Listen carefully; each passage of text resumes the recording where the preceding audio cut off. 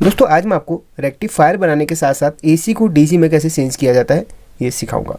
पूरी वीडियो देखना काफ़ी आपके लिए हेल्पफुल होगी और साथ में वीडियो को लाइक ज़रूर करना, शेयर करना और चैनल पर रहे तो सब्सक्राइब ज़रूर कर लेना। चलिए वीडियो को स्टार्ट करते हैं।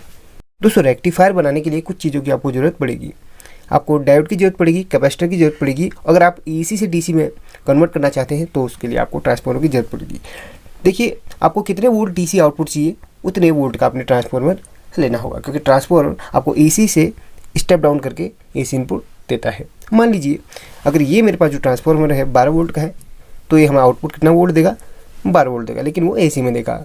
एसी में अब हमें उसको हमने डीसी में कन्वर्ट करना है, उसके लिए हमें डायोड की जरूरत पड़ेगी और साथ में कैपेसिटर की जरूरत पड़ेगी। लेकिन ये डायोड आप IN डायोड कोई सी भी ले लीजिए, लेकिन उसमें एम्पियर का हिसाब रहता है, उसमें कितना लोड उस आपका आगे का सर्किट लेगा उस हिसाब से आप बढ़ा लीजिए। ये जो एम्पियर का पूरा कॉन्सेप्ट रहेगा अपने दूसरे चैनल पर शाम को अपलोड करूँगा। फिलहाल यहाँ पर आप इसको सीख लीजिए। देखिए IN डायोड ले लीजिए 4007 या फिर 5408 5399, 3 डायोड आती है, कोई सी भी आप उठा लीजिए। अगर आपको छोटे मोटे सर्किट्स वगैरह चलाने हैं, फ़ैन वगैरह चलाना है, ज़्यादा एम्पियर नहीं देना है तो आप 4007 या फिर 5408 का ले लीजिए। देखिए वो 3 एम्पेयर और 1 एम्पेयर के आसपास आपको मिल जाएगा। 1 एम्पेयर चाहिए तो 4007, 3 एम्पेयर तक चाहिए तो 5408 आप उठा लीजिए। अब साथ में कैपेसिटर कौन सा चाहिए। देखिए कैपेसिटर सबसे इम्पोर्टेंट चीज़ है, क्योंकि डायोड वगैरह तो आपको डीसी बना के दे देंगे लेकिन प्योरिटी वहाँ पर नहीं आ पाएगी, उसके लिए आपको कैपेसिटर लगाना पड़ेगा। देखिए कैपेसिटर लगाने के बाद आपकी डीसी बंद तो जाएगी, लेकिन वो भी प्योर नहीं होती है। उसके बाद भी कई सारे SMPS वगैरह में आपने देखे होंगे फिल्ट्रेशन के लिए बहुत सारे कंपोनेंट्स लगाए जाते हैं। लेकिन बेसिक कामों के लिए डीसी आपको यहाँ पर जो मैं बता रहा हूँ वहाँ से आपका बन जाएगा। बेसिक काम आपके पंखा वगैरह चलाना है, ये डीसी का कोई भी काम होगा वहीं चल जाएगा। कैपेसिटर आपको ट्रांसफार्मर के हिसाब से लेना होगा। मान लीजिए ट्रांसफार्मर जो है आउटपुट कर रहा है 12 वोल्ट, तो कैपेसिटर आपका जो रहेगा 12 वोल्ट से थोड़ा सा ऊपर का रहेगा। तो कैपेसिटर आप 25 वोल्ट का ले लीजिए, 35 वोल्ट का ले लीजिए मैक्सिमम, ठीक है, उससे ऊपर का भी ले लीजिए, लेकिन 25-35 के आसपास का बेटर होगा। लेकिन 12 वोल्ट का अगर ट्रांसफार्मर आउटपुट कर रहा है और आपने कैपेसिटर वहाँ पे ले लिया 10 वोल्ट या फिर 6 वोल्ट, वो कैपेसिटर को ब्लास्ट कर देगा, ख़त्म कर देगा। तो वहाँ पर ये चीज़ आपने ध्यान देनी है कि हमने जो ट्रांसफार्मर वहाँ पर यूज करा है वो आउटपुट कितना दे रहा है, उस हिसाब से हमने कैपेसिटर उसकी वैल्यू की थोड़ा सा बढ़ा के कैपेसिटर ले लेना है। मैं आपको रिकमेंड करूँगा कि आपको 25 वोल्ट से 35 वोल्ट तक ले लेना चाहिए, क्योंकि आप अगर आप 16 वोल्ट का भी ले लेते हैं तो थोड़ा सा आपको दिक्कत हो सकती है, क्योंकि इसी में आपको फ्लक्चुएशन देखने के लिए मिल सकता है। तो मैक्सिमम आप 25 या 35 वोल्ट का ले लीजिए अगर आपने 12 वोल्ट करना है। यहाँ पर मेरे पास जो ट्रांसफार्मर है उसमें आउटपुट यहाँ पर 2 सप्लाई निकल रही है। अभी आपको वहाँ पर मैं अलग अलग कैपेसिटर्स में मैं चला के दिखाऊँगा। यहाँ पर जो ट्रांसफार्मर है ये देखिए, इसमें एक इनपुट है और 2 आउटपुट, मतलब 4 आउटपुट है। 4 कौन से आउटपुट है अब आपको मैं बता दूंगा। ट्रांसफार्मर के बारे में ज़्यादा डिटेल से जानना है तो बता दीजिए, उसकी भी वीडियो मैं आपको अगले दिन दे दूंगा। अब बात करते हैं इसमें कितने कितने वोल्ट आउटपुट दे रहा है। सबसे पहले मैं इसके कनेक्शन कर लेता हूँ। तो यहाँ पर मैंने इसको कनेक्ट कर लिया है। अब सबसे पहले इसके आउटपुट चेक करते हैं। आउटपुट चेक करने के लिए इसको AC में हम सेट करेंगे, क्योंकि अब हमें पता है इसमें AC आउटपुट होता है, तो AC में इसमें चेक करेंगे। इसको ऑन कर चुका हूँ। अब यहाँ पर मैं इसमें चेक करूँगा। देखिए इसमें चेक करते हैं कितना आउटपुट है। 1 मिनट, हाँ AC में ही सेट है ना, तो इसको 200 में रखें, क्योंकि स्टेप डाउन करके दे रहा है तो 750 तो कहाँ हमने रखा। तो इसमें कितनी वोल्ट हमें मिली है, इसमें 1 मिनट इसको स्टेबल करके रख लेता हूँ। तो इसमें मिली हमें कितनी 14 वोल्ट के आसपास मिल रही है। मतलब 12 वोल्ट ये एक तरफ से आउट कर रहा है, और ये वाली कितनी आउटपुट कर रही है इसमें भी कंफर्म कर लेते हैं। 1 मिनट, ये कर रहा है हमारा लगभग, मतलब 12 वोल्ट ये आउटपुट कर रहा है, और ये कितना कर रहा है, ये कितना कर रहा है इस बार भी हम चेक कर लेते हैं। ये कर रहा है 14 वोल्ट, ठीक है, एक 12 वोल्ट एक 14 वोल्ट। तो कैपेसिटर इसमें लगभग हम 25 वोल्ट का ही लगाएंगे।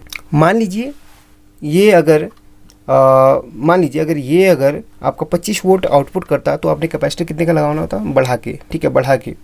तो उस वक्त आप 35 का या फिर 50 वोल्ट का आप लगा लीजिए। माइक्रोफेरेड, हाँ एक चीज़ और इसमें ध्यान देने की होगी बातें हैं कि माइक्रोफेरेड क्या है। माइक्रोफेरेड जैसे कोई सेल है, कैपेसिटर एक सेल की तरह है, जो कि यहाँ पर वोल्टेज यहाँ पर जितना वोल्ट का है वो शो करेगा, बाकी जो इसकी अंदर स्टोरेज क्षमता है उसके माइक्रोफेरेड के हिसाब से देगा।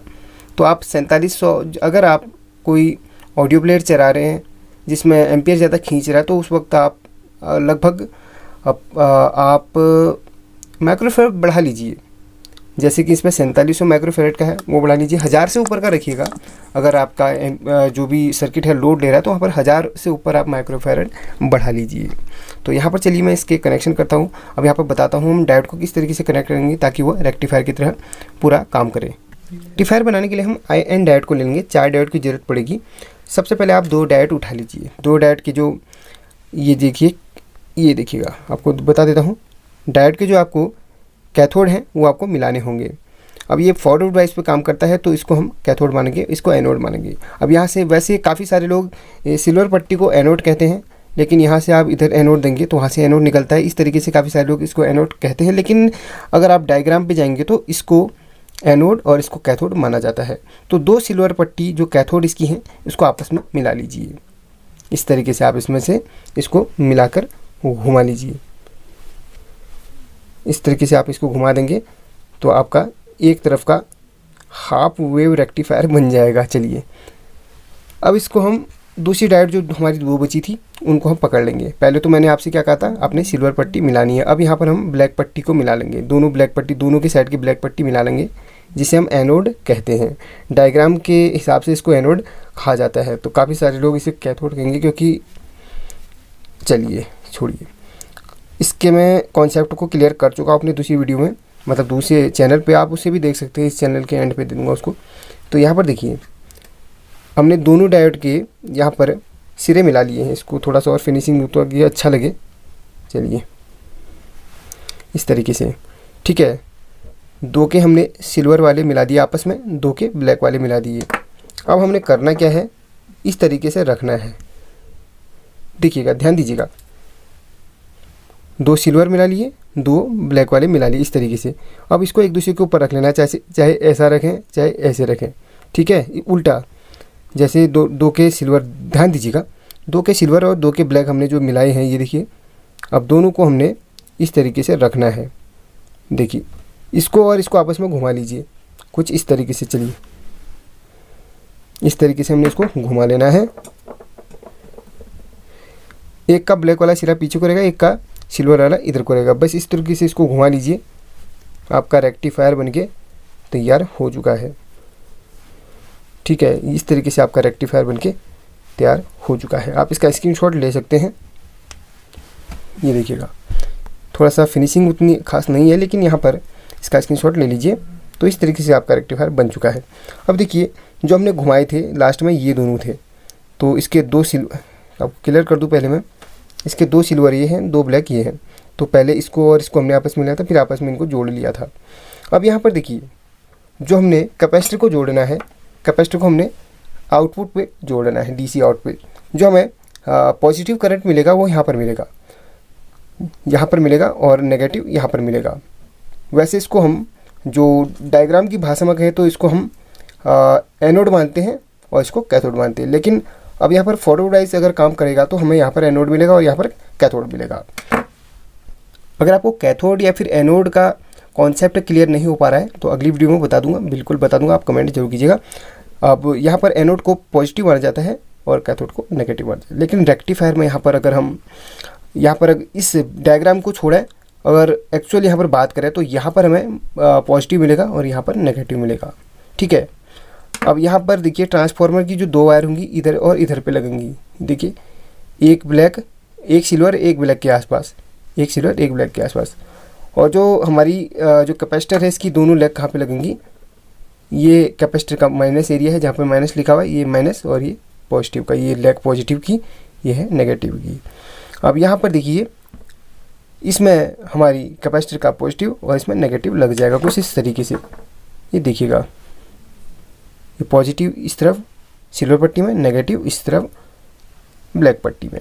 इसको घुमा लेते हैं। चलिए जल्दी से इसको घुमा लेते हैं, फिर आगे की कार्रवाई इसमें करेंगे। तो इस तरीके से इसको मैंने घुमा लिया है। बस ये आपका बनके तैयार हो चुका है। जैसे कि मैंने आपको बताया था, ये जो 2 आप इसकी सिल्वर पट्टी देख रहे हैं, ये वाली देखिए, ये दोनों सिल्वर, इसमें हमने कैपेसिटर का पॉजिटिव जोड़ा है लेग, ये वाली।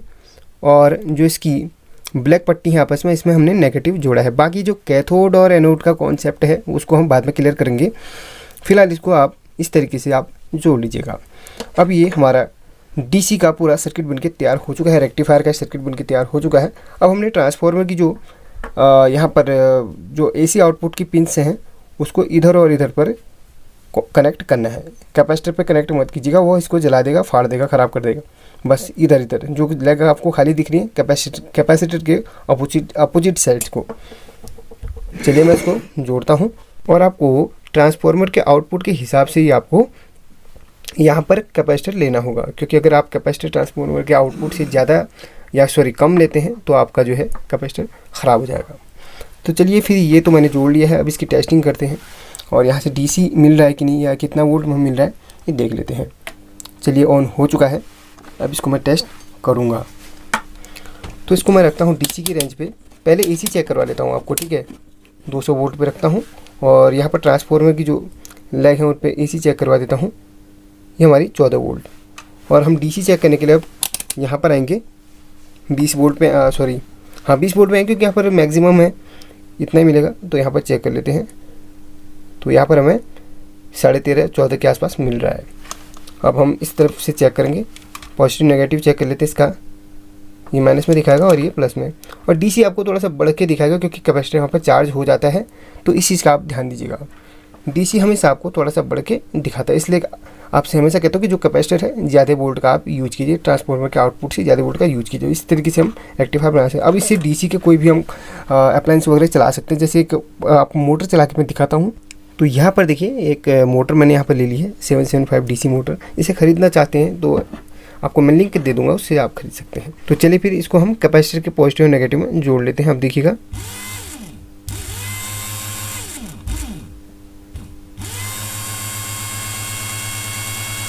तो इस तरीके से हम इसमें से डीसी आउटपुट आसानी से ले सकते हैं। बस ये जो मैंने यहाँ पर सर्किट बनाया है इसको आप ध्यानपूर्वक बनाइएगा, कोई भी वायर गलत मत जोड़िएगा, वरना यहाँ पर शॉर्ट सर्किट हो सकता है या फिर आपका जो है कैपेसिटर वगैरह फटने से कोई और नुकसान भी हो सकता है। तो इसलिए अगर आपको समझ में आया तो अच्छी बात है, नहीं आया तो कमेंट कीजिए, आपको फिर से मैं समझाऊंगा। और बाकी डायोड के बारे में जो कॉन्सेप्ट आपको क्लियर करना था एम्पीयर का, वो शाम की वीडियो में आपको कर लूँगा। चलिए मिलते हैं अगली वीडियो में, तब तक लीजिए।